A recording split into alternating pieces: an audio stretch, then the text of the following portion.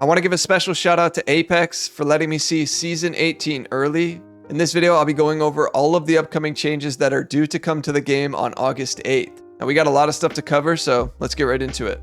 Now, a lot of people have been hearing rumors and other things about Revenant being reborn or reworked, and yes, that is true. But I want to first address something that a lot of people haven't cleared up, and that is his skins.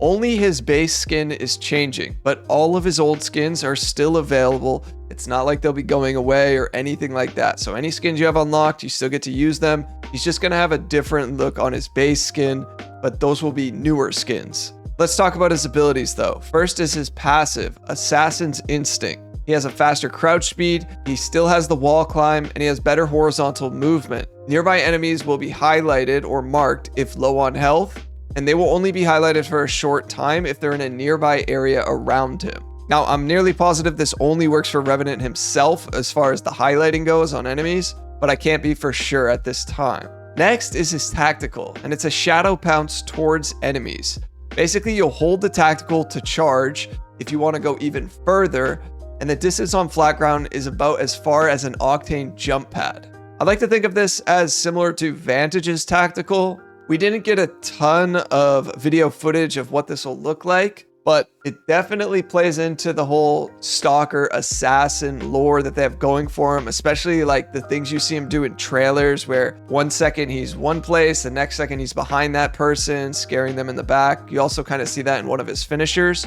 So they really made his tactical similar to this. It's kind of like a dashing ability. And lastly, his ultimate, the Forge Shadows. Shadows around him will block damage, but if the shadows are down, he is then vulnerable. If Revenant gets a knock, he will reset his tactical charge and boost the current shadows around him. Now, once again, I think this is just for him and not for his entire team. However, we only got a quick glimpse at this, but it looks very, very different than what his ultimate is currently like. The first thing that came to mind was similar to like Ballistic's ultimate or Bloodhound's ultimate. Looks like it activates, it's going to apply to some gunplay in the game, but it's not going to be very comparable to what his old ultimate has been like. And for anybody who doesn't have Revenant unlocked, he will be free to use all season. And if you do complete some challenges that they'll have throughout the season, you can have him unlocked for good. Now, given the limited amount of in-game footage I saw of Revenant and his new abilities, it's really tough to say if he will be really good or if he'll just be kind of middle of the road. I think it's fair to assume he'll be better than what he currently is, but we'll just have to wait to see how he fares against the current legend meta. All right, next, let's move on to some weapon meta changes. The charge rifle is getting reworked, and they're removing the hit scan and the pre-beam laser on it. They have sped up the reload speed. They're changing the fire mechanism where the weapon needs to be charged up while holding down the trigger. You can now put extended magazines on it. They reduced the ammo capacity to 1, so that means for every 1 shot, there will be 1 bullet. It'll still remain the long-range staple though. It will deal more damage the further away you are from the target, and they're saying that there's more skill involved in using it now. We didn't see really any gameplay footage of this, so it's tough to say exactly how it will fare, but I'm taking their word on it and assuming that it'll still be probably the best long-range gun in the game. It'll just work much differently now, and like I said, hopefully it will require more skill. The Prowler will be going into the care package with the Select Fire back on it. I know this is a popular hop-up among a lot of the players. They really missed the Select Fire, and now you'll be able to use it if you find one in the care package. The Hemlock will be returning back to floor loot, and the recoil and damage will be buffed from the non-care package version. They're really hoping that this brings the Hemlock in line and up to par with the other assault rifles. The R99 is receiving a nerf. They're decreasing the ammo capacity on all magazines, including the base, and they're increasing the recoil. But that's not all. All SMGs are receiving a huge nerf. The headshot multiplier on them will all be reduced, and they will now have a slower strafe speed while using them. If anyone's wondering why, it's because SMGs have really dominated the weapon meta, especially for controller players. So they are taking a lot of the utility away from SMGs and placing them on other weapon classes. Now, this first started when they nerfed the AR hipfire spread, I think 2 seasons ago. So now they really want to make sure that if you're using an SMG, it's probably only good within a specific range. I think they felt they were a little too versatile. The Mastiff is receiving a buff. They are buffing the blast pattern. It's tough to say exactly what this will do to the weapon, but they labeled it as a buff. Interestingly enough, disruptor rounds are back, and if you didn't know, this is a hop-up that increases damage to shielded opponents. But here's the biggest change. They're putting it on the Peacekeeper this season.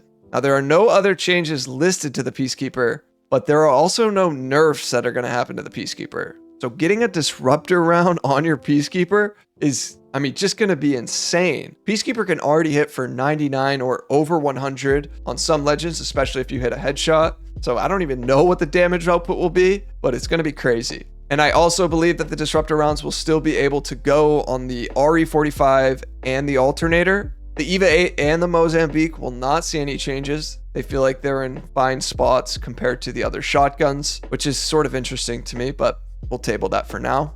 The Nemesis is not receiving any nerfs at the moment. There are also no buffs to the R301 or the Flatline, and they said that they feel like the Nemesis is balanced. I know a lot of people don't agree with that statement, and it does feel like the Nemesis heavily outclasses the other ARs, especially at that medium to long range distance, but I guess we'll just have to kind of wait and see. However, the one thing that is changing regarding the Nemesis is it will be going in the crafter, at least for the first half of the season. The other weapon that will be going in will be the Mozambique with hammer points. Now, I know a lot of the rank changes have already been talked about. I've certainly made a couple of videos on them, but there are some things that they told us about ranked that they hadn't revealed yet. And first thing is they are removing dive trails. They feel like players target dive trails and that getting that reward isn't actually that much of a reward. Certainly, we've seen plenty of clips of Apex Predators getting late landed on by 3-man teams just getting punched out, and they are 100% being singled out because they have that red or purple dive trail. Now, with that said, with this influx of Masters players in Season 17, you can hold your horses because you will still be receiving a dive trail and the normal rewards for Season 18. This change will not come into effect until Season 19. They were not clear on if the Season 2, Season 3 dive trails will still be in the game. They didn't understand the question when they were asked this, so I'm not sure if you have a diamond or a pred trail from those seasons, if they will be going away too. You'll just have to wait and see. So for anyone who missed this regarding the ranked rewards, they will all be animated ranked badges going forward because there are no splits. But some of you are probably wondering, well, if they're taking away the dive trail, what are they replacing it with? Well, they're going to replace it with a ranked banner frame. We didn't see any templates of what this looks like, but I imagine somewhere on the banner, it will indicate what rank you received for the following season.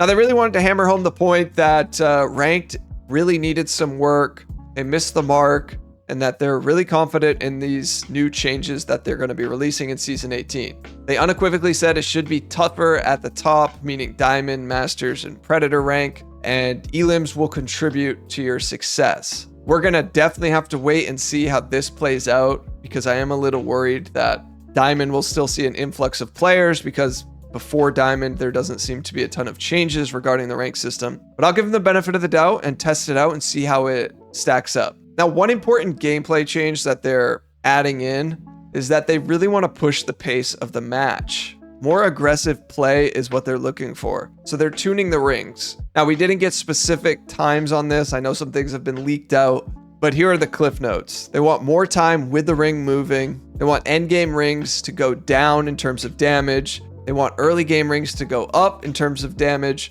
and they ultimately want all of that to shorten the match length. You can expect all changes listed in the patch notes on August 7th, the day before the season drops. Now, a couple other things. They had talked about Broken Moon coming to mixtape. They're going to have Gun Run and Team Deathmatch in the core POI, and then they're going to have Control in Production Yard. There will be a collection event called Death Dynasty on August 8th. Players can earn double XP in the Battle Royale mode. There'll be 24 limited time themed cosmetics to collect additional items to earn on your rewards track. If you unlock all 24 cosmetics, you get Revenant's new Death Grip heirloom. And lastly, someone did ask them about nerfing aim assist. They did say it's much harder than it seems. They are looking into it. It's a very fragile system. And they mentioned that even changing one line of code for one weapon, adjusting the aim assist, could have a crazy impact on the gameplay. So they don't want to mess it up. They want to get it right. They didn't hint at when it was coming, if it was even coming. but they are monitoring it and looking into it. So take that how you will. Now, in the meantime, while you're waiting for Season 18 to drop, why don't you go ahead and check out the best and worst Legend Ultimates. I covered it all in this video right here. Thanks for watching. Peace.